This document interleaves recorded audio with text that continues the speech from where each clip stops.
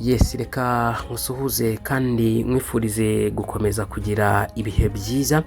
Ngira ngo niba ukoresha imbuga nkoranyambaga zigiye zitandukanye, wakomeje kugenda ubona inkuru y'incamugongo y'urupfu rw'umwana w'umukobwa waje kwitaba Imana. Urupfu rwe rugatungura benshi, ariko bamwe bari gukomeza kugenda bibaza bati ko tubona yagaragaraga nk'umumama, yari umumama bimeze gute? Uyu mwana w'umukobwa ndagira ngo mabwire ko yari umukobwa. Ni ukuvuga ngo niba mubizi, abakobwa benshi b'abagande bari mu myaka 20 kuzamura baba barakuze cyane, ushobora kubabona rero ukibeshya ko ari nk'abamama. So amakuru avuga ko uyu mwana w'umukobwa atitabye Imana wenyine, ahubwo yitabiye Imana rimwe n'uwo musore muri kugenda mubona kuri screen zanyu begeranye. Baza kwitaba Imana mu buryo bwatunguye benshi, dore ko bombi bari bamaze igihe bagaraduwetinze muri 2025. Ngira ngo uyu mwana w'umukobwa yitwa Joy Nsingirwe niko yitwa. Hanyuma uyu mwana w'umusore wundi we yitwa Nathan, cyangwa se Nathan bitewe n'uburyo urivuga.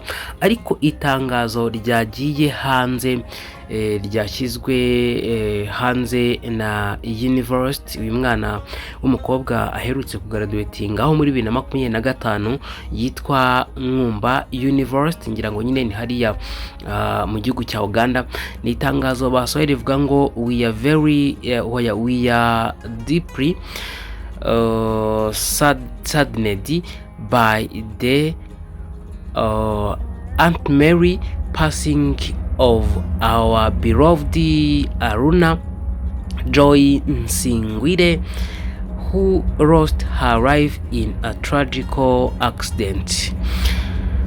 Ati tubabajwe cyane n'urupfu rwatunguye benshi rw'umunyeshuri wacu wize kuri university yacu witwa Joy Nsingwire, wabuze ubuzima bwe cyangwa se waburiye ubuzima mu mpanuka ikomeye cyane iheruka kuba. Ati Joy graduated with a bachelor's degree in business information technology in 2025. Warm, jovial, and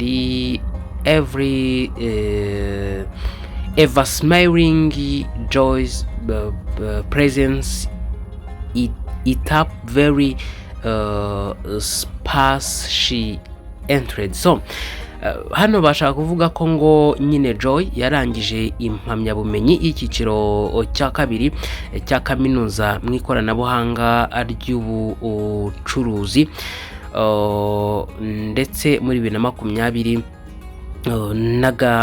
n'ubundi Joy ubwo yigaga kuri iyi university bavuga ko ari umukobwa nyine waranzwe no guhora yisekera, yishimye, amwenyura, kandi mu by'ukuri aho yabashaga kujya hose babonaga ari umukobwa wishimye. Barangije baragira ati I thought our hearts actually this loss we take solace in scripture, the Lord gave and the Lord has taken away, blessed be the name of the Lord.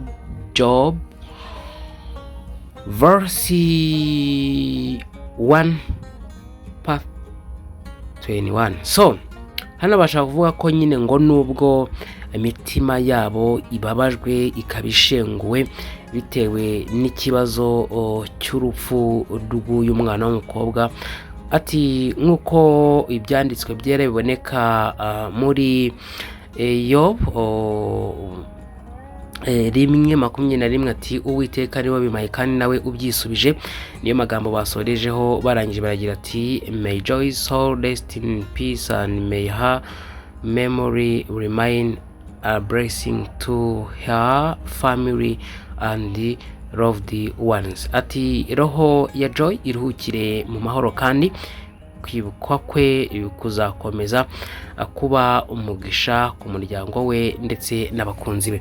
Ngira ngo umwana w'umukobwa amakuru avuga ko yitabye Imana azize impanuka nyine nk'uko byakomeje kugenda bitangazwa n'abantu bagiye batandukanye. Rero ntabwo yaguye muri impanuka wenyine, ahubwo yaguye muri impanuka n'undi musore w'umuhungu witwa Nathan, muri kubona kuri screen zanyu. Mu by'ukuri navuga ko iyi ngiyi ari imwe mu nkuru iri gukomeza kugenda ishengura imitima y'abantu bagiye batandukanye. Naho ngewe mu nkundire nsore zangaha mbashimire kandi mbifurize no gukomeza kugira ibihe byiza. Ubwo rero twihanganishije uyu muryango wabuze abana babo. Imana y'amahoro, Imana nyirihumure ryose bahumurize kandi bakomeze mu bihe nk'ibi ngibi bigoye muri gucamo bitoroshye. Naho mu gitondo cya kabiri cy'umuzuko tuzongera guhura n'abacu basinzira, inshuti n'abavandimwe, ariko kandi ngo ubwo twizeye yuko Yesu yapfuye akazuka, abe nako twizera yuko Imana izazanana na Yesu abasinziriye muri we. Ciao ciao.